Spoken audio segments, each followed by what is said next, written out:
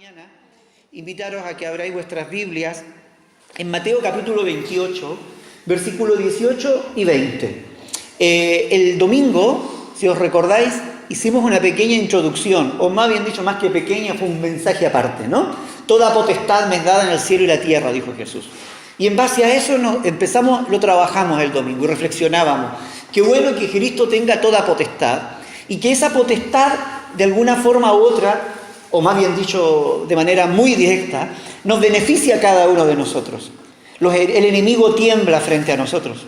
El enemigo está preocupado de lo que Dios es capaz de hacer con un hombre o con una mujer llena del Espíritu Santo. Por eso que el enemigo siempre busca la forma de coaccionar, de manipular. ¿Por qué? Porque él ya no tiene poder y no tiene autoridad, sino que todo poder y potestad lo tiene Jesucristo, y Jesucristo lo ha delegado en nosotros como iglesia. Nos ha hecho nacer de nuevo para que seamos sus hijos, para que seamos instrumentos útiles en sus manos. Nos ha hecho nacer de nuevo, nos ha dado una esperanza nueva, ha cambiado, somos una nueva criatura en Cristo Jesús. Hemos sido regenerados, ¿no? Hemos salido de la degeneración y nos ha trasladado a la regeneración, ¿no? Para que nosotros podamos disfrutarlo. Y de esa manera poder ser útiles al Señor y poder beneficiarnos y poder ser de bendición también para otros, ¿no? Y eso es lo que Dios va buscando de una forma u otra a través de nuestras vidas. Y este texto, vamos a leerlo ahora más completo, vamos a avanzar un poco más también en él, que Jesús dice: toda potestad me es dada en el cielo y la tierra. Entre paréntesis, cuando uno lee los versículos anteriores, dice que se reunieron los discípulos y algunos dudaban, dice. Jesús estaba a punto de ascender y todavía dudaban y todavía tenía temor. Y estas palabras son para un público, son para discípulos que algunos creen y otros tienen duda. Y frente a esa duda, Jesús está dando una palabra de afirmación, una palabra de confianza, una palabra de ánimo, diciéndole: toda potestad me es dada en el cielo y en la tierra. Toda potestad me es dada en el cielo y la tierra. Por tanto, id y haced discípulos a todas las naciones, bautizándolos en el nombre del Padre y del Hijo y del Espíritu Santo, enseñándoles que guarden todas las cosas que os he mandado. Y he aquí, yo estoy con vosotros todos los días hasta el fin del mundo. Como toda potestad les es dada, por tanto vayan. Como yo delego en vosotros mi potestad y vosotros camináis en mi potestad y en mi autoridad, id, avanzad. ¿Se acuerdan que terminábamos con esa imagen en nuestra mente? Con esa imagen que nos invitaba, nos desafiaba, nos proyectaba a avanzar en nuestra vida sin temor, porque Cristo era el dueño de toda la potestad en el cielo y en la tierra. Era el dueño de todas las cosas y de que una forma u otra quiere que nosotros seamos partícipes de sus bendiciones. Entonces Él decía: avanza, tú no has llegado hasta aquí, ¿no? Para detenerte, ni para que tu vida se frustre, ni para que tu vida se acabe. No, Dios no nos ha traído hasta aquí para que nuestra vida sea una pesadilla, no, para avanzar, para ir, ¿no? Para ir. Ahora Jesús aquí en este versículo nos habla de 4 o 5 todas. Y hoy día yo quiero que trabajemos esas 4 todas. La primera toda fue la que vimos el otro día. Toda potestad. Y lo que aprendíamos es que la palabra toda significa nada fuera, ¿sí? Porque para nosotros el todo siempre es como, bueno, todo, pero, te doy todo mi amor, pero, mientras las cosas no cambian, ¿no? No, todo lo encierra todo, es decir, lo encierra todo y no queda nada afuera. Y ya entendíamos de que Cristo tiene toda potestad, es decir, nada escapa a su potestad, a su dominio, a su poder. Él tiene el título de dominio y puede ejercer su derecho de autoridad en el cielo y en la tierra, porque todo lo que hay en el cielo y en la tierra le pertenece. Eso es todo, lo involucra totalmente todo. Y desde esa posición Él está diciendo: id, nos está diciendo: avancen, nos está diciendo: vayan. Y que vayamos a dónde. Y aquí aparece el segundo todo. Vayan. Dios es un Dios de todo, que no deja nada afuera, ¿no? Vayan, id, dice, ¿no? Y hacer discípulos a todas las naciones. No dice algunas naciones. Todas las naciones. Id y hacer discípulos a todas las naciones. En griego sería yendo a ser discípulos. La mentalidad de Jesús es que la gente está yendo. Nunca ha visto, o nunca en la imagen, en la retina, en el pensamiento de Dios, está una iglesia estática. Dios no concibe una iglesia estática. Él concibe hijos dinámicos, hijos que están en movimiento, hijos que están en un constante yendo, ¿no? Están yendo a trabajar, pero haciendo discípulos. Están yendo a evangelizar para ser discípulos. Están yendo pero van a ser discípulos. Me voy explicando. Van yendo. Pero en ese ir, él dice, mientras están yendo, hagan. El énfasis está en hacer. Tienen que hacer, ¿qué cosa? Discípulos. ¿Dónde? En todas las naciones. En todas las naciones. La palabra naciones aquí viene de etnos. Etnia, ¿no? Etnos. Que es un conjunto de personas, para que os hagáis una idea, que tienen rasgos culturales común. Idioma, religión, alimentación, festividad, arte, vestimenta, etc. Es decir, tú los distingues uno de otro. Se notan las diferencias, ¿no? Caminamos por Pamplona y los miramos y decimos, bueno, este no es de por aquí, este es de allá del oriente, estos otros no, mira el corte de pelo, no, estos son de allá de Centroamérica, ¿no? O mira este como viste, estos son más de acá, dependiendo, si se tiene una chasquilla aquí, estos son aquí del interior, del País Vasco, ¿no? Dependiendo las chicas como vistan o los chicos también, uno los va identificando, porque hay rasgos distintivos. Entonces nosotros siempre hemos asociado aquí la palabra naciones como territorios geográficos, como estados. Pero Jesús no está pensando en esos estados y grandes territorios geográficos que nosotros pensamos. Él dice grupos de personas. Esos diferentes grupos de personas, esas diferentes culturas y subculturas que están allí, a veces dentro de un mismo territorio geográfico o dentro de un mismo país, hay muchas naciones, hay muchos etnos. Y lo que Jesús quiere es que cada etno, que cada grupo de personas pueda recibir la palabra. Y cuando dice todas, significa que no quede nada afuera.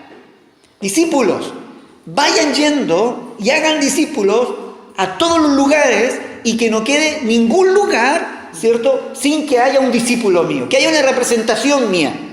Entonces cuando leíamos Apocalipsis hace un momento, ¿no?, y veíamos la multitud de toda lengua, tribu y nación alabando al Señor, es como el resultado de este mandamiento.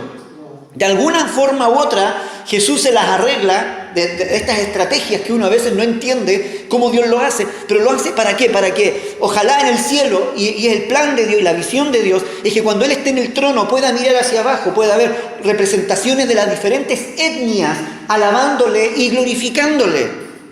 Entonces, eso nos lleva a pensar de que Jesús está pensando en el individuo a diferencia de cualquier otra cultura que pueda haber. Piensa en el individuo como persona y que el Evangelio no está solamente pensando en los grandes territorios que conocemos hoy o naciones, sino también en los pueblos o mejor llamados etnias. Jesús está pensando en cada uno de ellos. El Evangelio, por otro lado, me habla de que no está sujeto a una sola expresión cultural. En aquella época los judíos se creían el centro del universo. Se creían el centro del universo. Que si todos no eran judíos o se hacían judíos, olvídate, estás perdido. No tienes acceso al cielo, no tienes acceso al reino de los cielos, no tienes acceso a Dios y a las cosas espirituales. Y muchas veces, cuando nosotros pensamos, a veces igual pasa así, porque nosotros decimos, vale, es que allí no cantan como cantamos nosotros. Estos no se visten como nos vestimos nosotros. Estos no hablan como hablamos nosotros. El Evangelio no está sujeta a una expresión cultural en particular. No está sujeta, por ejemplo, a la expresión judía, que hay que hacerse judío. No, que si bien es cierto, ¿no?, el cristianismo nace en el seno de esa cultura judía, pero su objetivo era llegar a otras culturas.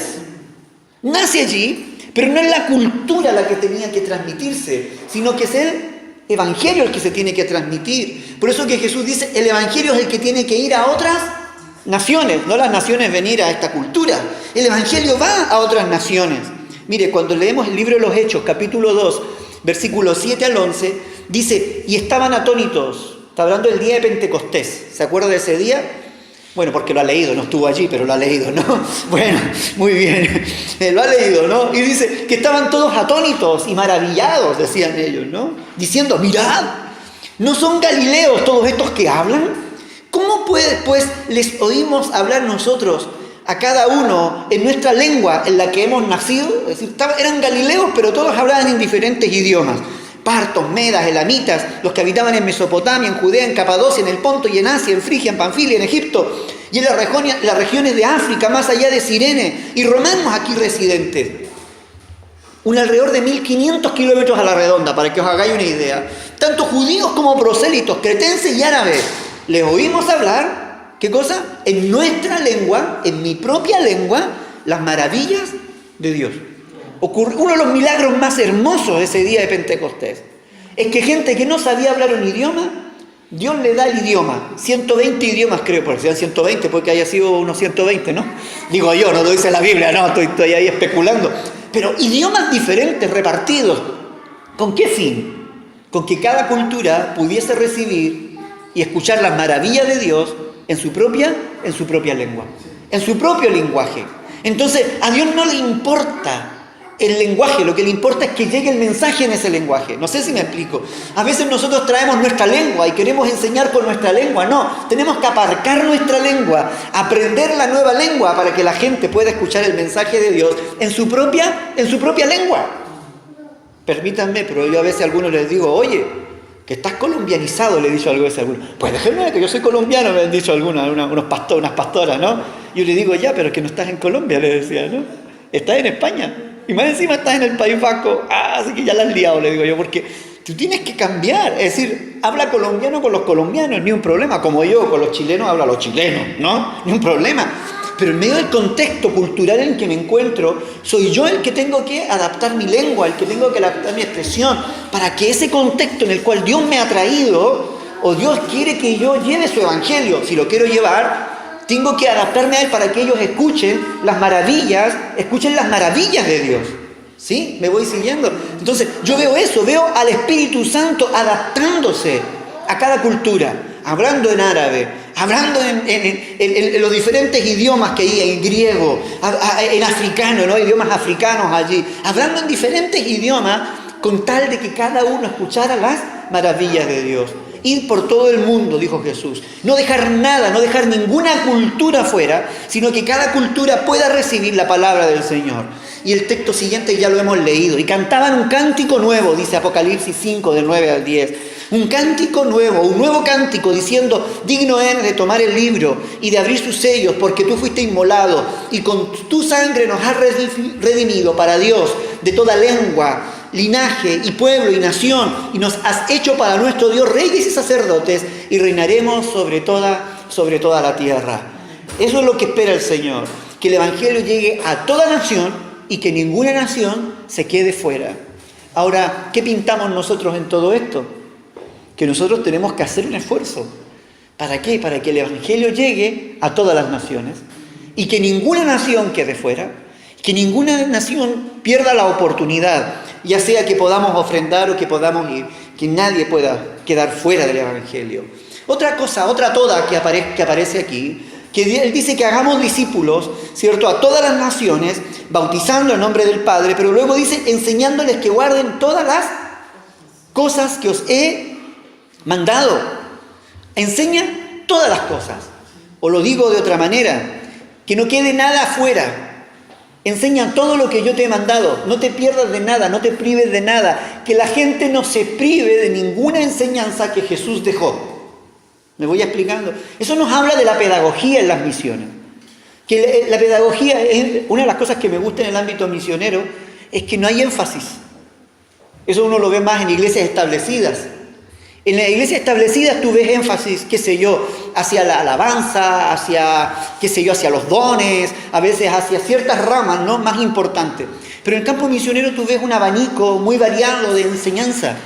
Porque es como el niño, no sé si os dais cuenta que cuando los niños nacen, el bebé nace, lo llevas al pediatra y el pediatra te dice, comienza a alimentarle y dale de todo. Dale de todo, que se alimente de todo. A menos que la mamá sea vegana, ya tenemos un problema, pero aliméntalo de todo. Que coma de todo, porque eso cada cosa le va a aportar los nutrientes necesarios para que él crezca, ¿no?, de manera sana, fuerte, con buenas defensas frente a las enfermedades, ¿no? Y cuando no se alimenta de todo, lo que estamos criando son niños vulnerables, ¿cierto? Porque le falta algo que pueda desarrollar sus propias defensas. Y lo que Jesús está hablando aquí tiene que ver con eso, sus enseñanzas. Si se da cuenta, vuelvo un poco a lo de antes, no dice ir a enseñar toda la cultura, no, Jesús pasó por encima de la cultura judía, respetó ciertos aspectos, pero Jesús se centró en lo esencial del Evangelio. Esto nos habla de un Evangelio completo. Jesús estuvo preocupado de enseñar un Evangelio completo a sus discípulos y a la gente. Un Evangelio que en su totalidad es capaz de traer respuesta a las necesidades del alma. Si no predicamos un Evangelio completo, hay partes de nuestra vida que quedan cojas, que quedan débiles. Pero el Evangelio es capaz de cubrir todas las necesidades del alma, del corazón, de la vida de la persona. Porque el Evangelio no solamente alimenta el alma, alimenta el intelecto, ¿no? Alimenta las emociones, alimenta también nuestro cuerpo, porque qué bien nos sentimos, qué renovado, qué fortalecido nos sentimos, nos enseña cómo cuidar el templo que es del Espíritu Santo. Es decir, el Evangelio es completo y trae respuesta a cada una de nuestras necesidades. En su totalidad trae crecimiento equilibrado a la vida de cada discípulo. Por eso es que hay que enseñar todo lo que Él ha mandado. En su totalidad del Evangelio, Dios es revelado. Cuando no enseñamos el Evangelio completo, hay una parte de Dios que estamos cubriendo, hay una parte de Dios de la que nos estamos privando. Por eso es que todo el Evangelio tiene que ser todo enseñado. Jesús se encargó en 3 años de enseñar todo. Y a veces nosotros tenemos iglesias de 40 años y todavía no logramos enseñar nada, digo yo. Y damos vueltas en los mismos rudimentos de la fe, ahí en el run. Más encima algunos se dan el tiempo de enseñar falsas doctrinas porque ya, no, y se desvían de la fe. Yo digo, pero ¿cómo? Si Jesús en 3-4 años enseñó todo lo necesario para que la gente pudiese crecer, conocer el reino de Dios, no tener vida eterna, tener vida abundante. Fue capaz de hacerlo, digo, algo nos está fallando a nosotros, ¿no? Pero Jesús se refiere a eso. Un evangelio. No nos podemos quedar o no podemos quedarnos con una parte del evangelio y sus enseñanzas. Todas deben ser consideradas para una vida espiritual sana. Por otro lado, en sus enseñanzas, las que deben ser guardadas, son sus enseñanzas las que deben ser guardadas y no las tradiciones o formas culturales. Eso es interesante en esto. El énfasis no debe estar puesto en el qué debemos hacer, sino el cómo debemos vivir el Evangelio. Porque lo primero que nos preguntan, ¿y ahora qué tengo que hacer? ¿No? ¿Tengo que dejar esto? ¿Tengo que dejar lo otro? ¿Tengo que dejar aquello? ¿Me voy explicando? Lo único que tienes que dejar de lado es tu orgullo y ponerte a servir al Señor. El énfasis de Jesús, más que en el qué tengo que hacer, el énfasis de Jesús estuvo en el ser, ¿cierto? En el cambio interno, la transformación interna, en cómo debemos vivir el Evangelio. El Evangelio no tiene que ver si yo uso corbata o no uso corbata, ¿no? A veces algunos están más preocupados se ha convertido esta tribu porque ahora usan corbata, piensan, ¿no? Era un poco lo que usaban el método inglés antiguo, ¿no? Muchos de los misioneros ingleses, ¿no? Cuando llegaban a un lugar, a una tribu o algo, cuando se convertían, lo primero que hacían para ir a la iglesia, tienen que vestir de camisa, de corbata, de chaqueta, y les cambiaban la cultura, ¿no? Y no cambiaban el corazón de la persona, a provocar un cambio cultural que no venía al caso, no venía al cuento. Y luego, en vez de que ellos cantaran en su lengua, les enseñaban los himnos de su nación, ¿no? Y mucho himno y todo, y como que eso era para ellos. Claro, seguramente no lo entendían, hoy lo entendemos. Que los verdaderos cambios o el Evangelio, las enseñanzas de Jesús no tienen que ver con el uso de corbata, no tiene que ver con el estilo de música, tampoco tiene que ver con lo que comemos o no comemos, eso no tiene que ver, no afecta.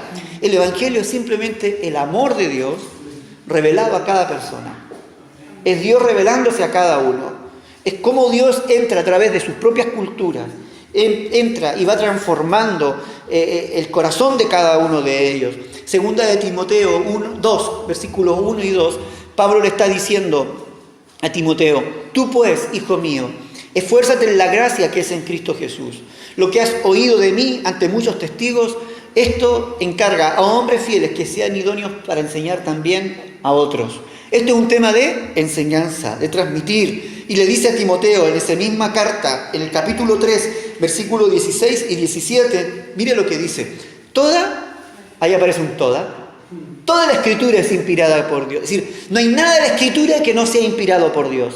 Toda la Escritura es inspirada por Dios. Todo es útil para enseñar, todo es útil para redarguir, todo es útil para corregir, todo es útil para instruir en justicia, todo es útil a fin de que el hombre de Dios sea perfecto, enteramente preparado para toda buena obra.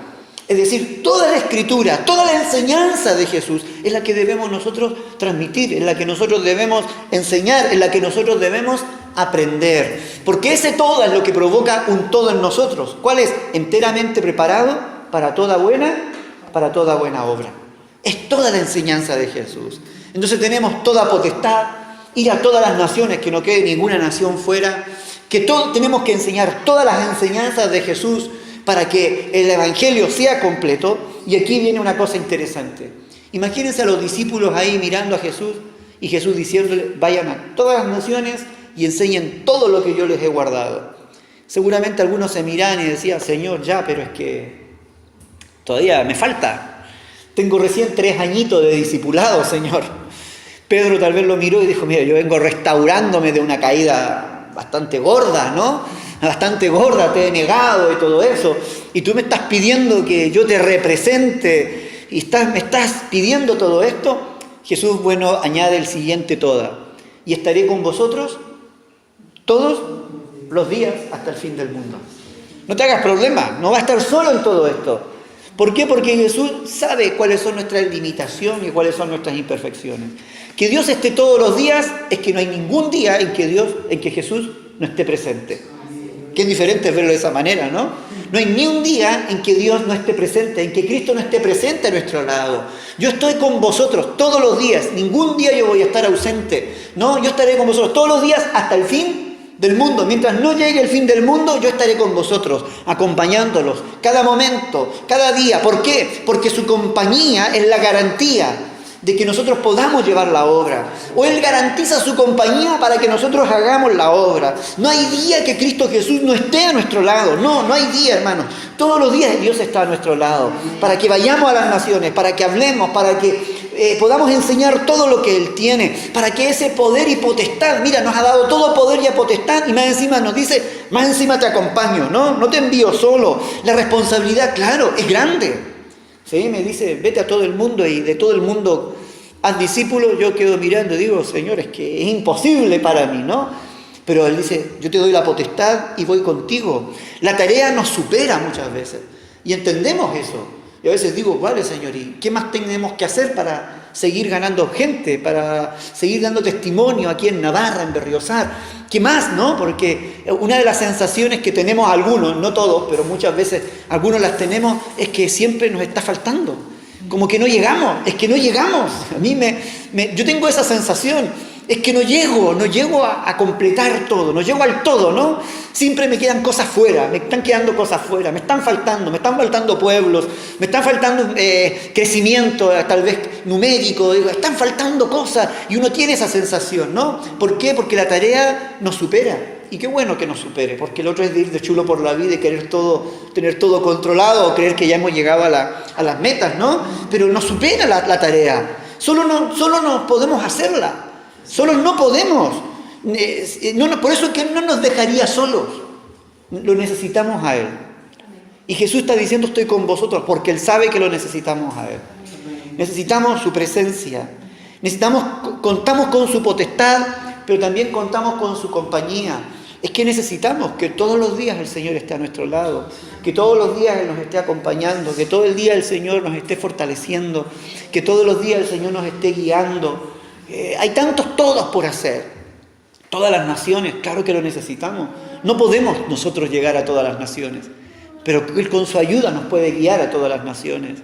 Muchos aspectos de la enseñanza se nos pueden quedar afuera, pero si Jesús está presente, se encargará de nutrirnos y de enseñarnos de manera equilibrada para que los discípulos que hagamos sean discípulos equilibrados, sanos, robustos, ¿no?